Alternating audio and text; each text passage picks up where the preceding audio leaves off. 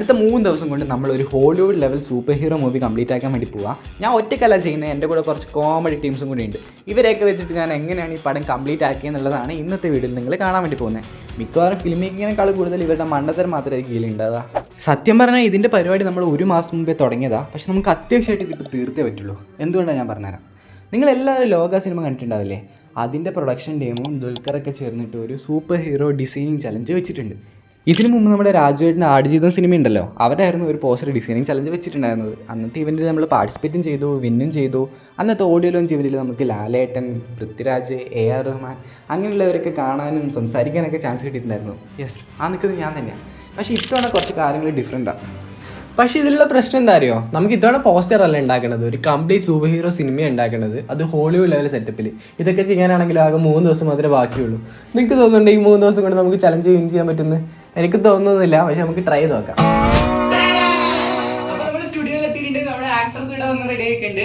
ഇനി ഒറ്റ കാര്യം ചെയ്താൽ മതി, ഷൂട്ട് ചെയ്യണം. പക്ഷെ ഇതിനു മുമ്പ് ഞാൻ ഇങ്ങനത്തെ പരിപാടി ഒന്നും ചെയ്തിട്ടില്ല. ഫസ്റ്റ് ടൈമാണ്. ഫ്ലോപ്പ് ആവാൻ ചാൻസ് ഉണ്ട്, ഹിറ്റ് ആവാൻ ചാൻസ് ഉണ്ട്. നോക്കാം നമുക്ക്. ഇവർക്കൊന്നൊരു സീരിയസ്നെസ് ഇല്ലാണ്.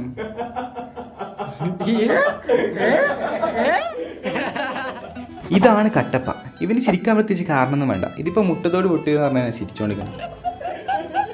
പിന്നെ ഇത് അശ്വന്തേട്ടൻ, പ്രായത്തിൽ മൂത്തയാണെങ്കിലും അതിനുള്ള ബോധമൊന്നുമില്ല. എന്ത് ചെളി കേട്ടാലും ചിരിച്ചോളൂ.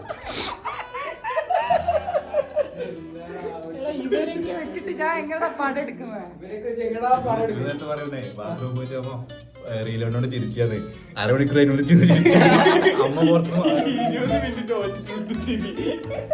അങ്ങനെ ഓരോ ബഗിഡ് പറഞ്ഞുകൊണ്ടിരിക്കുമ്പോഴാണ് നമ്മളെ അഭിയേട്ടൻ വന്നത്. അഭിയേട്ടനാണ് ഈ സ്റ്റുഡിയോന്റെ ഓണർ. പിന്നെ കാണാൻ ലുക്കിലുള്ള ആളൊരു മാഷും കൂടിയാണ്. ഇതിന്റെ പിന്നാലെ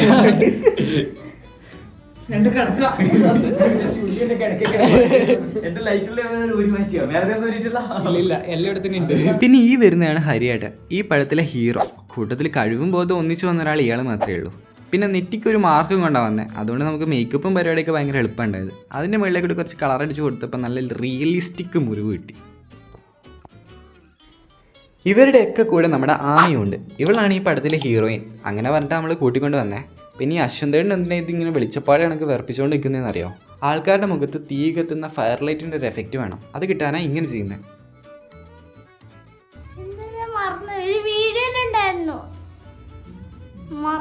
ഒരു യൂട്യൂബ് ചാനലിന്റെ ബാക്കിലെ കൂടെ ഫ്രണ്ടിലെ കൂടെ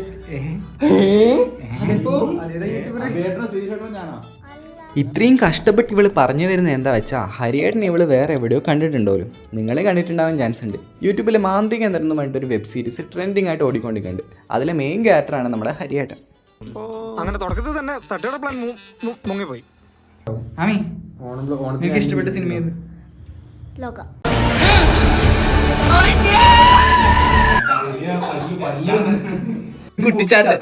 ഇത് നീലി പല്ല് കാണിച്ച നീലി.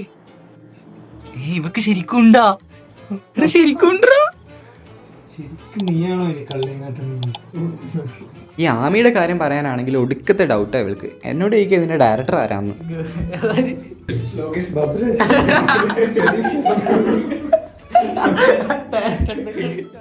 ഇവളുടെ കാര്യം പറയാനാണെങ്കിൽ മൊത്തത്തിൽ അൺപ്രെഡിക്റ്റബിളാണ്. എപ്പോൾ എന്താ ചെയ്യുന്നതെന്ന് നമുക്ക് ഒരു ഐഡിയയും കിട്ടൂല. ഇടയ്ക്ക് ട്യൂബ്ലൈറ്റൊക്കെ എടുത്ത് നക്കി നോക്കുന്നുണ്ട്. പിന്നെ കുറച്ച് നേരം എണീച്ച് ഡാൻസ് കളിക്കും.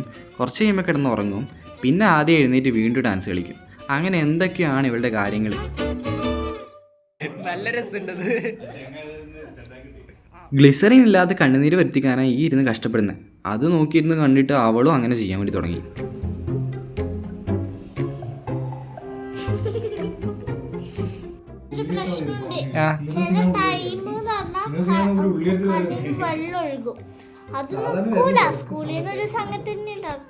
ഒരു ദിവസം മൊത്തം കരഞ്ഞോ നീ?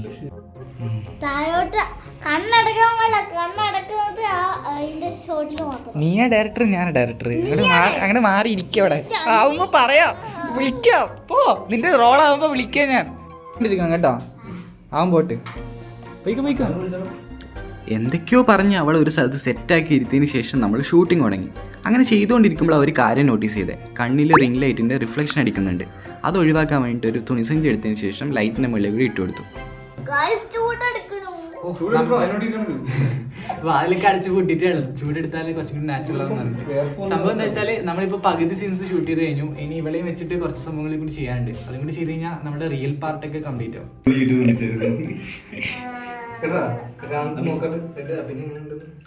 ആ നിന്റെ ഷോർട്ട് ഫിലിം അല്ലേ? അഭിനയിപ്പിച്ച് കൊണ്ടുവന്നേ ആ അവര് കഷ്ടപ്പെട്ടു. എങ്ങനെ? എന്താ ഐസ്ക്രീം ചോക്ലേറ്റ് എല്ലാം മേടിച്ചു ഞാൻ അഭിനയിക്കും പറഞ്ഞു. ഓരോ ഇതിനകത്ത് ഓരോ സാധനം. ഒരാൾ കഷ്ടപ്പെടണം, കുറച്ച് ഉത്തരവാദിത്തം വേണ്ട. എന്ത് ഇത് പരിപാടി? Sorry sir. ആ ചെയ് കമോൺ ഫസ്റ്റ് എല്ലാം സ്ക്രിപ്റ്റഡ് ആണ്. ചേച്ചി ചേച്ചി ചേച്ചി അത് ഇയാൾക്ക് കൊടുത്ത ലൈറ്റ്. ഇയാൾക്ക് വരാൻ പറഞ്ഞു. ഞാൻ ആൾക്ക് ശരിക്കാടൊരു മുറിവുണ്ട്. അത് പ്രാക്ടിക്കൽ എഫക്റ്റ് അല്ല, അത് റിയൽ. അത് നിങ്ങൾ ആരും പോകരുത് ബോറടിച്ചിട്ട്. നിങ്ങളുടെ ബോറടി മാറ്റാൻ വേണ്ടി ഞാനൊരു ഗാനമേള സെറ്റ് ആക്കിയിട്ടുണ്ട്. അത് കണ്ടു നോക്ക്. പലവട്ടം കാത്തുനിന്നു ഞാൻ കോളേജിൻ മൈതാനത്തെ ഒരു വാക്കും മിണ്ടാതെ നീ പോയില്ലേ. ഓറും പെൺമൈനെ കൊതിക്കുന്നു ഞാൻ നിന്നെ ചന്താമര വിരിയുമ്പോൾ ഒരു പുഞ്ചിരി നൽകില്ല. ഒരു കൊട്ടാരത്തിൽ മുന്നിൽ പലക്കുന്നില്ലോ മലാപിതാക്കൾ ഗുണ്ടകളായില്ലേ. ഗുണ്ട ഗുണ്ട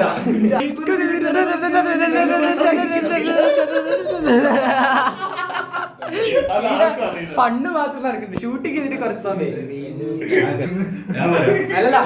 ഒരുത്ത് വെള്ളം വാങ്ങാൻ വേണ്ടി പോയി. ഒരു ബോട്ടില് പിന്നെ ഒരു സ്പ്രൈറ്റ് ഒരു ടെറ്റിങ്സ്, അതായത് എന്തോ പലഹാരം എന്നിട്ട് പറഞ്ഞത് നാട്ടുകാര് അവര് കൂടുതലിട്ടിട്ട് ഈട് നടന്നു. എന്നിട്ട് വന്നിട്ട് പറയുന്നേ നാട്ടുകാർ ചെറ്റരാന്ന്.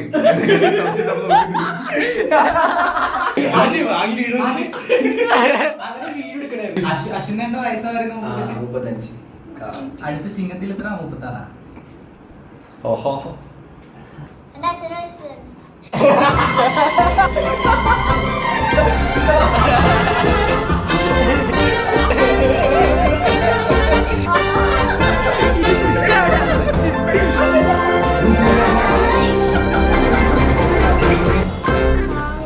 ഷൂട്ടിങ് കഴിഞ്ഞിട്ടില്ല. 2 സീനും കൂടെ ബാക്കിയുണ്ട്. അതും കൂടി ചെയ്ത് കഴിയുമ്പോൾ തന്നെ ഞാൻ ശല്യപ്പെടുത്തൂല. ചെയ്യാം നമുക്ക്. ലെറ്റ്സ് ഡു ദിസ് എന്ന് പറയാം. പവർ കൂടിപ്പോയ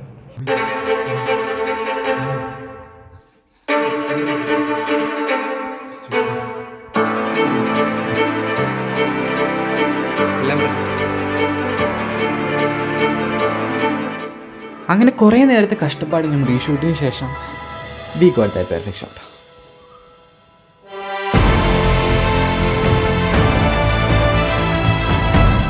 ആൻഡ് ഫൈനലി സ്റ്റുഡിയോ മൊത്തം അടിച്ച് പൊളിച്ച രീതിക്ക് ആക്കിയിട്ടാണെങ്കിലും നമ്മൾ ഷൂട്ട് കംപ്ലീറ്റ് ചെയ്തു.